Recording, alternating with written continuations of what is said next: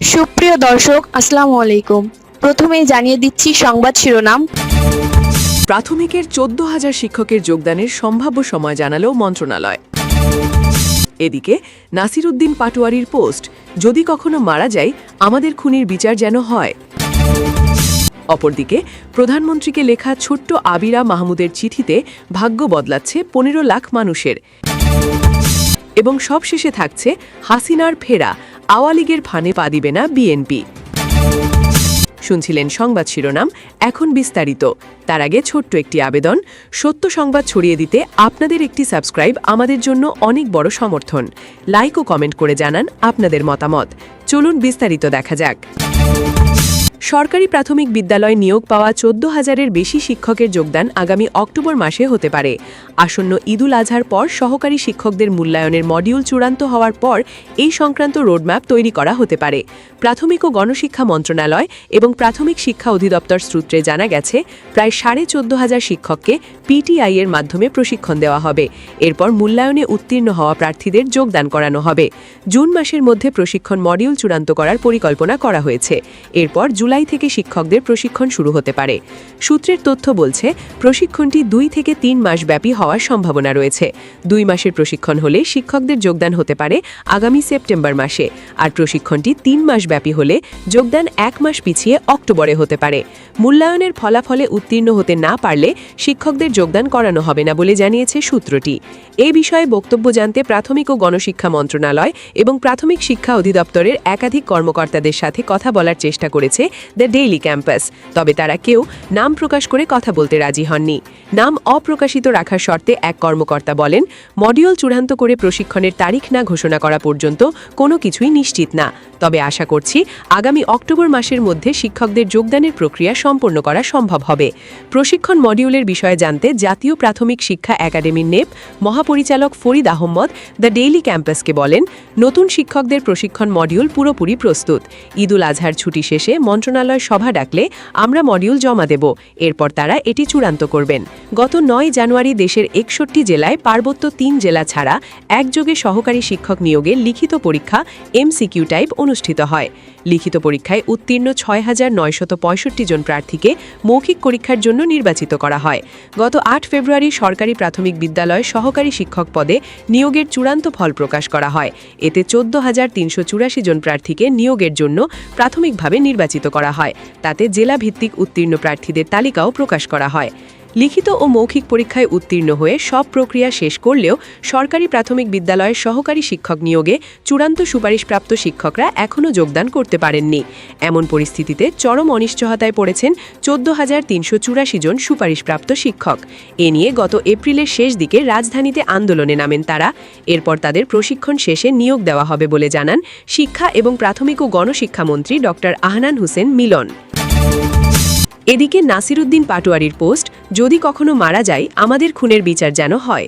ঝিনাইদহে হামলার ঘটনার 3 দিন পর সেই পরিস্থিতির বিস্তারিত তুলে ধরেছেন জাতীয় নাগরিক পার্টির মুখ্য সমন্বয়ক নাসিরউদ্দিন পাটোয়ারি।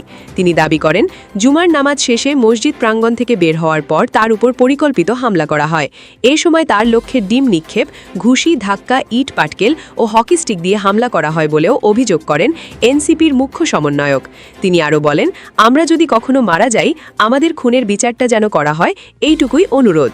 আজ সোমবার সকালে নিজের ভেরিফাইড ফেসবুকে ফিরে আসা মৃত্যুর মুখ থেকে শিরোনামে দেওয়া এক দীর্ঘ পোস্টে এ অনুরোধ করেন। পোস্টে নাসিরউদ্দিন পাটোয়ারি লেখেন, ঝিনাইদহে প্রয়াত ইসলামী চিন্তাবিদ ডক্টর আবদুল্লাহ জাহাঙ্গীরের কবর জিয়ারতের উদ্দেশ্যে তিনি সেখানে গিয়েছিলেন এবং আস সুন্নাহ ট্রাস্ট পরিদর্শনের উদ্দেশ্যে। যানজট এবং সড়কের দুরবস্থার কারণে নির্ধারিত সময়ের কিছু পরে ঝিনাইদহে পৌঁছে কোট জাম মসজিদে জুমার নামাজ আদায় করেন। তিনি জানান, নামাজ শেষে মুসল্লিদের সঙ্গে কুশল বিনিময় ও ছবি তোলার পর হোটেলের উদ্দেশ্যে রওনা হওয়ার সময় মসজিদ প্রাঙ্গণে ইসলামী বিশ্ববিদ্যালয় ছাত্রদলের সাবেক আহ্বায়ক তাকে হুমকি দিতে শুরু করেন। তিনি বিষয়টি উপেক্ষা করে সামনে এগিয়ে গেলেও কিছুক্ষণ পর পরিস্থিতি উত্তেজিত হয়ে ওঠে। তিনি লেখেন, এরপর হঠাৎ করে চোখে অন্ধকার দেখতে শুরু করি। পাশ থেকে জানানো হয় আমার চোখে ডিম মারা হয়েছে। এরপর পাশ থেকে একজন জোরে ধাক্কা দেয়, একজন ঘুষি মারে, আমার মাথা ভো ভো করতে থাকে। আমাদের সহযোদ্ধারা ব্যারিকেড তৈরি করে আমাকে রক্ষা করে। এর মাঝে কয়েকজনের মাথা থেকে রক্ত ঝরতে থাকে। হঠাৎ দেখি বৃষ্টির মতো ইট পাটকেল ছুটছে আমাদের দিকে। এরপর শুরু হয় হকি স্টিক দিয়ে আঘাত। আমি উঠে দাঁড়াই এবং প্রতিরোধের ডাক দেই। কয়েকজনকে ধরে তাদের কাছ থেকে হকি স্টিক ও স্টিক উদ্ধার করতে সক্ষম হই, যা পরবর্তীতে সোশ্যাল মিডিয়ায় ভুলভাবে প্রচার করা হয়। জগনিউপূর্বী সংবাদ শুনতে পান সম্ভাবনা। তিনি দাবি করেন, হামলার সময় ঘটনাস্থলে উপস্থিত কিছু পুলিশ সদস্য হামলাবারীদের পক্ষ নিয়েছে বলে তাদের মনে হয়েছে। ছাত্রদল, যুবদল, বিএনপির কর্মী ও পুলিশের উপস্থিতিকে তিনি একটি পরিকল্পিত ষড়যন্ত্রের অংশ হিসেবে উল্লেখ করেন। তবে স্থানীয় সাধারণ মানুষ এগিয়ে এসে তাদের সহযোগিতা করেছেন বলেও জানান তিনি। হামলার পর বিকেলে এনসিপি নির্ধারিত একটি যোগদান কর্মসূচির নিরাপত্তা এবং হামলার বিচার দাবিতে থানায় যান বলেও জানান পাটোয়ারি। তার অভিযোগ, থানায় পৌঁছানোর পর পুলিশ জানায় বিকেলের অনুষ্ঠান করা যাবে না এবং কমিউনিটি সেন্টার সিলগালা করে দেওয়া হয়। আমরা আমাদের নিরাপত্তা দাবি করি। তারা অপারগতা জানায় এবং বলে ঝিনাইদহ ছেড়ে চলে যেতে। তিনি আরও দাবি করেন, থানায় অভিযোগপত্র প্রস্তুত করার পর বিদ্যুৎ ভ্রাটিরাজ্রি এবং সার্ভার সমস্যার কথা বলে মামলা গ্রহণে গড়িমিশি করা হয়। প্রায় 8 ঘন্টা অপেক্ষার পর অবশেষে মামলা গ্রহণ করা হয়। এই সময় রাজনৈতিক প্রভাব খাটিয়ে একটি গুরুত্বপূর্ণ নাম বাদ দেওয়ার চেষ্টা করা হয়েছিল বলেও অভিযোগ করেন তিনি। এ বিষয়ে এনসিপির মুখ্য সমন্বয়ক বলেন, এর মধ্যে আমি ফেসবুকে পোস্ট দেই। তখন ওসি ও এএসপি থানা থেকে সরে যায়। আমি ঘোষণা দেই, থানার সামনে অবস্থান করব। পরে জানানো হয় মামলা নেওয়া হবে, তবে কিছু নাম বাদ দিতে হবে। একজন প্রভাবশালী নাম বাদ দেওয়া হয়, যাকে মূল পরিকল্পনাকারী বলা হচ্ছিল। তখনই তারা মামলা নিতে রাজি হয়। ঢাকা থেকে মন্ত্রী এবং এমপিরা ফোন করে। তারা বলে মামলা হবে, আপনারা চলে আসেন। কিন্তু আমার মনে হয় মামলা হবে না, তাই আমি অবস্থান জোরালো করি। হঠাৎ ওসি ও এএসপি উপস্থিত হয়। তিনি বলেন, তারা উপর থেকে নির্দেশ পায় মামলা নিতে। 8 ঘন্টা পর বিদ্যুৎ আসে এবং তারা মামলা নেয়। মামলা নেওয়ার পর আমরা ঢাকার উদ্দেশ্যে রওনা হই। তিনি দাবি করেন, হামলার পর ঝিনাইদহে এনসিপি নেতাকর্মীদের বাড়িতে বাড়িতে গিয়ে ভয়ভীতি প্রদর্শনের ঘটনা ঘটছে। একই সঙ্গে কয়েকজন নেতাকর্মীকে গ্রেফতারের অভিযোগও তোলেন তিনি। পোস্টের শেষে নাসিরউদ্দিন পাটোয়ারি লেখেন, আমরা যদি কখনো মারা যাই, আমাদের খুনের বিচার যেন হয়, এইটুকুই অনুরোধ। হাদি ভাইয়ের বিচার হয়নি, তাই আশা কম, কিন্তু আল্লাহ আছেন। কিয়ামতের ময়দানে আল্লাহ যেন সব অন্যায়কারীর বিচার করেন, এই দোয়া ছাড়া এই মজলুমের আর কিছু বলার নেই। উল্লেখ্য, গত শুক্রবার 22 মে ঝিনাইদহ পৌর কালেক্টরেট জাম মসজিদের সামনে নাসিরউদ্দিন পাটোয়ারির হামলার ঘটনা ঘটে। ঘটনার পর তার ফেসবুক পেজ থেকে দেওয়া এক পোস্টে ছাত্রদল ও যুবদলের নেতাকর্মীদের বিরুদ্ধে হামলার অভিযোগ আনা হয়। অপরদিকে প্রধানমন্ত্রীকে লেখা ছোট্ট আবিরা মাহমুদের চিঠিতে ভাগ্য বদলাচ্ছে 15 লাখ মানুষের। প্রধানমন্ত্রী তারেক রহমানের কাছে লেখা 2 ভাইবোনের একটি চিঠি বদলে দিচ্ছে পটুয়াখালীর 3 উপজেলার প্রায় 15 লাখ মানুষের দীর্ঘদিনের দুর্ভোগ। বাউফল উপজেলার বগা ও দুমকি উপজেলার চর গর্বদীর মাঝ দিয়ে প্রবাহিত লোহালিয়া নদীতে অবশেষে নির্মিত হতে যাচ্ছে স্বপ্নের সেতু। লোহালিয়া নদী পারাপারের একমাত্র অবলম্বন ছিল ফেরি। সেটি পারাপারে বিড়ম্বনার যেন শেষ ছিল না। প্রতিদিন যাত্রীবাহী বাস কিংবা রোগী বহনকারী অ্যাম্বুলেন্সকে ঘণ্টার পর ঘণ্টা ফেরির অপেক্ষায় আটকে থাকতে হতো। ফলে অসহ্য ভোগান্তির শিকার হচ্ছিল বাউফল, দশমিনা ও দুমকি উপজেলার প্রায় 15 লাখ মানুষকে। বগা ফেরিঘাটের এই বিড়ম্বনার তিক্ত অভিজ্ঞতা অর্জন করেছিল শিশু মাহমুদ ইয়ামিন ও আবিরা। 2 মাস আগে অসুস্থ নানাকে বরিশাল শেরে বাংলা মেডিকেল হাসপাতালে নেওয়ার পথে বগা ফেরিঘাটে আটকে যায় তাদের বহনকারী অ্যাম্বুলেন্সটি। ফেরি পারাপারের অপেক্ষায় থাকা ওই অ্যাম্বুলেন্সের ভেতর অসুস্থ নানার পাশে বসা ছোট্ট 2 ভাইবোনের মনে তখন অসম্ভব কষ্ট। তাদের মনে হচ্ছিল, এই নদীতে ফেরি না থেকে যদি একটি সেতু থাকত, তাহলে নানাকে দ্রুত বরিশাল হাসপাতালে নেওয়া যেত। অপেক্ষার প্রহর যে কত কষ্টের, তা ইয়ামিন ও আবিরা সেদিন মর্মে মর্মে উপলব্ধি করে। প্রায় ঘণ্টাখানেক অপেক্ষার পরেও ফেরি না আসায় হৃদরোগে আক্রান্ত নানাকে নিয়ে উদ্বেগ বাড়ছিল তাদের। দীর্ঘ অপেক্ষার পর ফেরি এলে তারা গন্তব্যে রওনা হয়। ফেরিঘাটের পরিস্থিতি নিয়ে যে তিক্ত অভিজ্ঞতার মুখোমুখি তারা হয়েছিল, তাতে সাধারণ মানুষের এই কষ্ট তাদের মনে স্থায়ী দাগ কেটে যায়। এসব সমস্যার একটি স্থায়ী সমাধান প্রয়োজন, এই ভাবনা থেকেই বাড়ি ফিরে লোহালিয়া নদীতে একটি সেতু নির্মাণের দাবি জানিয়ে গত 19 এপ্রিল ইয়ামিন ও আবিরা প্রধানমন্ত্রী তারেক রহমান বরাবর একটি চিঠি লেখে। সেই চিঠি গণমাধ্যমে প্রচারিত হলে তা দ্রুত প্রধানমন্ত্রীর নজরে আসে। ইয়ামিন দুর্ভাগ্যবশত সেদিন গণমাধ্যমের মুখোমুখি হতে না পারলেও তার ছোট বোন আবিরা সাহসের সঙ্গে গণমাধ্যমের সামনে কথা বলে। চিঠি পাওয়ার পর প্রধানমন্ত্রী কাল বিলম্ব না করে গত 19 মে সেতুর সম্ভাব্যতা যাচাই করতে সেতুমন্ত্রী শেখ রবিউল আলমকে বাউফলে পাঠান। পাঠান। তিনি লোহালিয়া নবীর প্রস্তাবিত সেতুস্থল সরজমিনে পরিদর্শন করেন। এ সময় তার সঙ্গে ছিলেন পটুয়াখালী সদর আসনের সাংসদ এয়ার ভাইস মার্শাল অবসর আলতাফ হোসেন চৌধুরী, বাউফলের এমপি ডক্টর শফিকুল ইসলাম মাসুদ এবং জেলা বিএনপির সভাপতি স্নেহাংশু সরকার কুট্টিসহ স্থানীয় নেতৃবৃন্দ। বহুল কাঙ্ক্ষিত বগা সেতুর নির্মাণস্থল পরিদর্শনকালে সেতুমন্ত্রী শেখ রবিউল আলম বলেন, আবিরার চিঠি প্রধানমন্ত্রীর নজরে এসেছে, তাই প্রধানমন্ত্রীর নির্দেশেই সেতুর সম্ভাব্যতা যাচাই করার জন্য এখানে এসেছি। ইনশাআল্লাহ চলতি বছরের শেষ দিকে কিংবা আগামী বছরের শুরুতে এখানে সেতু নির্মাণের কাজ শুরু হবে। পরে সেতুর প্রয়োজনীয়তা উল্লেখ করে প্রধানমন্ত্রী বরাবর চিঠি লেখার জন্য সেতুমন্ত্রী ছোট্ট আবিরাকে পুরস্কৃত করেন। এদিকে সামান্য একটি চিঠির কারণে পটুয়াখালীর বাউফল, দশমিনা ও দুমকি উপজেলাবাসীর ভাগ্য বদলে যাওয়ার খবরে আবিরাকে নিয়ে পুরো এলাকায় ব্যাপক চাঞ্চল্যের সৃষ্টি হয়েছে। আলোচিত সেই চিঠির লেখক দুই ভাই বোনের বাবা আপেল মাহমুদ মধু বরগুনা প্রতিবন্ধী সেবা ও সাহায্য কেন্দ্রে ক্লিনিক্যাল ফিজিওথেরাপিস্ট হিসেবে কর্মরত এবং মা নাজমুন নাহার ইরানি বাংলাদেশ পল্লী উন্নয়ন বোর্ডের সহকারী পল্লী উন্নয়ন অফিসার। আবিরা দাসপাড়া মডেল সরকারি প্রাথমিক বিদ্যালয়ের ২য় শ্রেণীর ছাত্রী এবং তার বড় ভাই মাহমুদ ইয়ামিন বাউফল মডেল সরকারি প্রাথমিক বিদ্যালয়ে ৮ম শ্রেণীর শিক্ষার্থী। এবং সবশেষে থাকছে হাসিনার ফেরা, আওয়ামী লীগের ফাঁদে পা দেবে না বিএনপি। ক্ষমতাচ্যুত প্রধানমন্ত্রী আওয়ামী লীগ সভাপতি শেখ হাসিনা দেশে ফিরতে চাইলেও তা চায় না ক্ষমতাসীন বিএনপি সরকার। তারা মনে করে শেখ হাসিনা দেশে ফিরলে আবারও সংঘাতময় হয়ে উঠতে পারে রাজনীতি, আর সরকারকে তেমন অরাজক পরিস্থিতিতে ফেলার সুযোগের অপেক্ষায় আছে বিরোধী দল জামায়াতে ইসলামী। তাই বিএনপি সরকার শেখ হাসিনার এই ফাঁদে পা দেবে না। তাই শেখ হাসিনাকে দেশে ফেরার ট্রাভেল পাস দেওয়ারও কোনো সম্ভাবনা নেই। বিএনপি ও জামায়াতে ইসলামীর একাধিক সিনিয়র নেতা, কূটনীতিবিদ ও রাজনৈতিক বিশ্লেষকদের সঙ্গে আলাপ করে বিএনপি সরকারের এই মনোভাব জানতে পেরেছে টাইমস অফ বাংলাদেশ।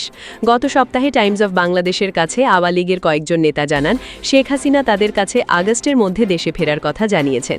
দেশে ফিরে আইনগতভাবে মামলা মোকাবিলার ঘোষণা দিয়েছেন তিনি।